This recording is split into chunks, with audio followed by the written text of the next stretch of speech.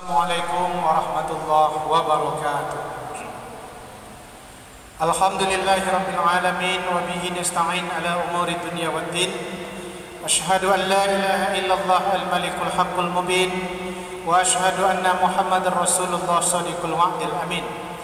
Allahumma salli wa sallim wa barik ala sayyidina Muhammadin wa ala alihi wa ashabihi ajma'in, amma ba'd. Kaum muslimin wal muslimat yang dirahmati Allah Subhanahu wa taala, salah satu tujuan kita diciptakan Allah Subhanahu wa taala, wa ma khalaqtul jinna wal insa illa liya'budun. Tidak aku jadikan jin dan manusia, kata Allah Subhanahu wa taala, kecuali semata-mata hanya untuk mengabdi beribadah kepada aku. Cuma dalam pengabdian kaum muslimin yang dirahmati Allah Subhanahu wa taala, dalam ibadah maka syarat utamanya adalah bahwa ibadah itu mesti kita laksanakan semata-mata ikhlas karena Allah Subhanahu wa taala. Maka di dalam beberapa ayat Allah Subhanahu wa taala kembali mengingatkan kepada kita, jaga keikhlasan kita di dalam beribadah. Termasuk salah satunya adalah ibadah haji. Hari ini kita melaksanakan manasik haji. Persiapan kita sebelum nanti datang bertamu ke tanah yang paling dimuliakan Allah Subhanahu wa taala, bumi yang paling dicintai oleh Rasulullah sallallahu alaihi wasallam.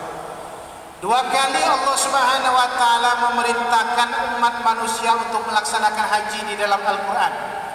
Dan di dalam dua ayat itu kembali Allah ingatkan tentang keikhlasan karena Allah Subhanahu wa taala. Dalam surah Al-Baqarah Allah berfirman, wa atimmul hajja wal umrata lillah. Sempurnakanlah haji kalian, sempurnakanlah umrah kalian semata-mata hanya karena mengharapkan ridho Allah Subhanahu wa taala. Di dalam hadis yang lain, di dalam ayat yang lain, walillahi 'alan nasi hijjul baiti man istata'a ilaihi sabila. Dan karena Allah diwajibkan atas manusia yang mampu untuk melaksanakan ibadah haji ke Makkahul Mukarramah. Maka kaum muslimin yang dirahmati Allah Subhanahu wa taala dalam beribadah, terutama bagi kita yang alhamdulillah tahun ini diberikan kesempatan oleh Allah Subhanahu wa taala untuk datang bertamu langsung ke rumahnya. Karena memang tak semua kita yang diberikan kesempatan. Banyak yang lebih kaya dibanding kita, banyak yang lebih sehat dibanding kita, banyak yang lebih alim dibanding kita, bahkan banyak yang lebih taat dibanding kita. Tetapi ternyata tak semua diberikan kesempatan oleh Allah Subhanahu wa taala.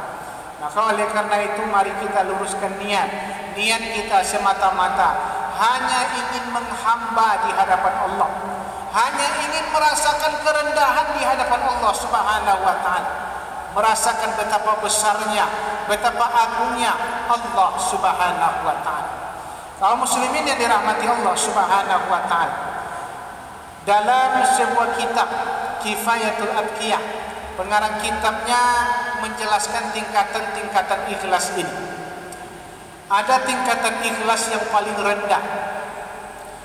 Siapa orang yang memiliki ikhlas yang paling rendah? Orang yang semata-mata beramal karena mengharapkan ridho Allah Subhanahu wa taala, tapi di samping itu juga dia berharap ada keutamaan, fadilat duniawi yang diberikan Allah Subhanahu wa taala kepada. Apa contohnya? Ada orang yang rajin puasa, apa yang dia ingat? Sumu tasihu. Puasalah kalian, kata Rasulullah, supaya kalian menjadi orang yang sehat. Dia puasa karena Allah, mengharapkan ridha Allah dan mengharapkan datangnya kesehatan dari Allah. Ini ikhlas. Tapi kata ulama, inilah ikhlas ternyata yang paling rendah.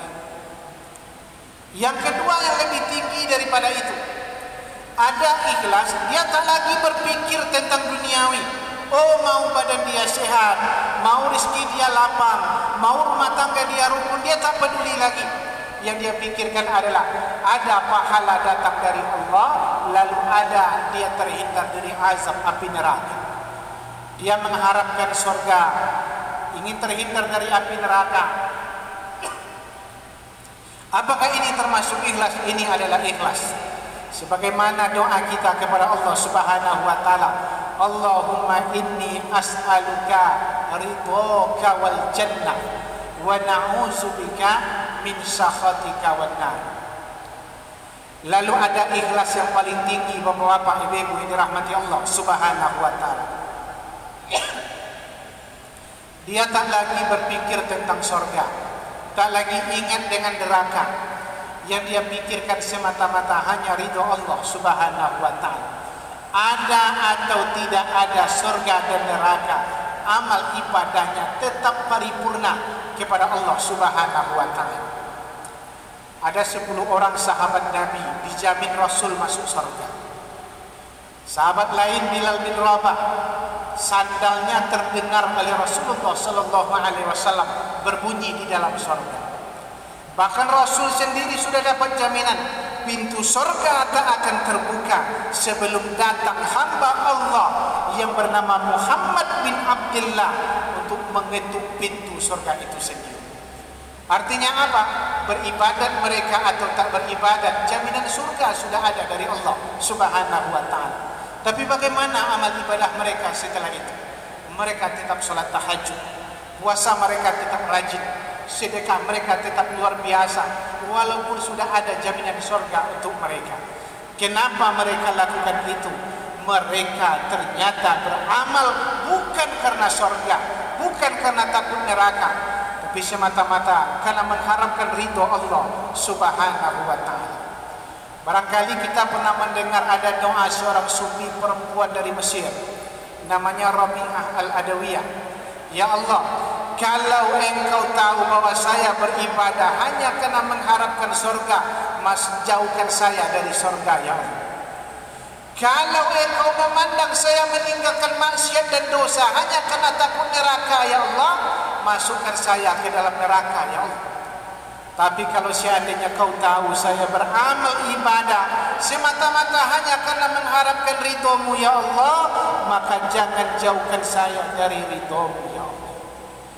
Maka kaum muslimin yang dirahmati Allah Subhanahu wa taala, kita beramal ibadah, mari kita luruskan niat kita. Yang kita cari adalah ridho Allah Subhanahu wa taala.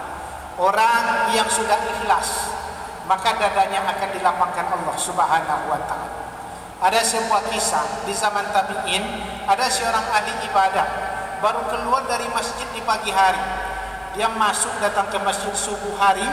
Setelah sholat subuh berzikir sampai datangnya waktu isyraq, sholat sunat isyraq. Ketika matahari sudah terbit, barulah dia keluar dari masjid. Ketika keluar dari masjid itu, bertemulah dia dengan seorang pemuda yang nakal, yang datang dengan membawa seekor anjing. Pemuda ini bertanya, wahai Pak Tua, kebetulan Bapak ini jenggotnya sudah panjang. Saya ingin bertanya, mana yang lebih mulia, jenggot Bapak dibandingkan bulu ekor anjing saya? Ini ahli ibadah baru keluar dari masjid, bertemu dengan seorang anak muda nakal, diberikan pertanyaan seperti itu. Kalau sempat kita yang mendapatkan pertanyaan seperti itu, mungkin emosi langsung naik. Tetapi coba lihat apa jawaban Bapak ini. Dengan tersenyum dia menjawab, kalau seandainya jenggot saya ini nanti ada di dalam neraka, maka bulu ekor anjingmu lebih mulia dibandingkan jenggot saya. Karena walaupun anjing, tak ada anjing yang masuk neraka. Tapi kalau seandainya jenggot saya ini nanti ada di dalam surga, maka insya Allah jenggot saya ini lebih mulia daripada bulu ekor anjing. Inilah jawaban lapang dada yang bisa diberikan seorang ahli ibadah yang memang betul-betul beribadah ikhlas karena Allah Subhanahu wa taala. Kenapa kita mudah terpancing emosi? Karena kita merasa dengan amal ibadah yang kita lakukan, kita ini adalah manusia mulia, orang yang hebat di sisi Allah Subhanahu wa taala. Padahal yang paling tahu kemuliaan kita di hadapan Allah tak lain dan tak bukan hanyalah Allah Subhanahu wa taala. Maka kaum muslimin yang dirahmati Allah Subhanahu wa taala, terutama bagi kita yang tahun ini insyaallah dipanggil oleh Allah Subhanahu wa taala untuk langsung tawaf di sekeliling Ka'bah, mengucapkan salam langsung di hadapan makam Rasulullah, bertawaf merasakan kebesaran Allah Subhanahu wa taala. Mari mulai dari sekarang kita luruskan niat kita, kita pasang niat kita bahwa kita datang memenuhi panggilan Allah Subhanahu wa taala semata-mata hanya karena ingin merasakan keagungan dan kebesaran Allah Subhanahu wa taala. Ini yang dapat kita sampaikan. Mohon maaf kalau ada kekurangan. Billahi taufiq wal hidayah. Wassalamualaikum warahmatullahi wabarakatuh.